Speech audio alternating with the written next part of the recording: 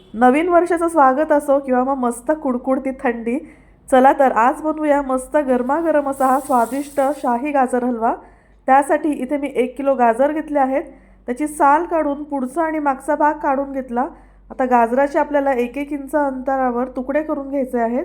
तर आज आपण गाजर न किसता हा हलवा बनवतोय, त्यामुळे अगदी झटपट होतो। कुकरमधला गाजर हलवा तुम्ही केला असेल, पण आज मी कुकरचा देखील वापर करणार नाहीये। इथे सगळे गाजर चिरून झालेले आहेत। पाण्याने 2 ते 3 वेळा ह्याला स्वच्छ धुवून घेऊया। एकीकडे मी स्टीमर तयार ठेवला आहे। लगेचच आपण हे सगळे गाजर चाळणीवर ठेवून वाफवून घेऊया। तर साधारण 15 मिनिटांसाठी आपल्याला हे गाजर वाफवून घ्यायचे आहेत। तोपर्यंत आपण काय करूया, एक साधारण 5-6 वेलचीचे दाणे कुटून घेऊया। एकदम बारीक पावडर याची करून घ्यायची आहे। आता बघा, साधारण 15 मिनिटांनंतर 80% गाजर आपले शिजलेले आहेत। कुकरमध्ये डायरेक्ट जर दुधामध्ये हे गाजर शिजवले तर काय होतं, दूध हे उफाळून कुकरच्या बाहेर येण्याचे चान्सेस असतात। कुकरमधला गाजर हलवा तेवढा काही स्वादिष्ट लागत नाही, तर त्यामुळे मी अशा पद्धतीने करते।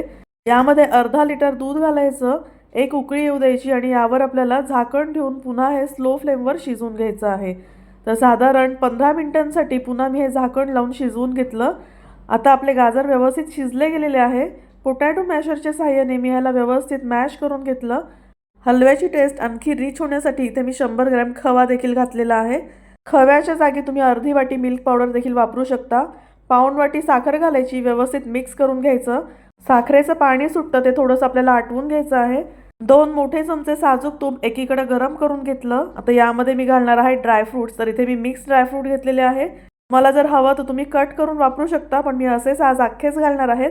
खाताना दाताखाली अख्खे आले ना की खूप छान लागतात। तर यातले बेदाणे पहा, मस्त असे टम्म फुलले आहेत। तर हे बेदाणे ना खाताना खूप छान लागतात। गाजर हलव्यामध्ये वेलची पूड घातली आणि त्यामध्येच हे सगळे ड्रायफ्रूट घातले आणि पुन्हा एकदा छान व्यवस्थित मिक्स करून घेतलं आणि झाला आपला मस्त झटपट असा शाही गाजर हलवा तयार आहे। तर तुम्ही पण अशा पद्धतीने शाही गाजर हलवा नक्की करून पहा। रेसिपी आवडली तर लाईक, शेअर, कमेंट आणि चॅनेलवर नवीन असाल तर फॉलो, सबस्क्राईब। पुन्हा भेटूया अशा साध्या सोप्या हेल्दी टेस्टी रेसिपीसह। तोपर्यंत घरचं खा आणि स्वस्त रहा। बाय।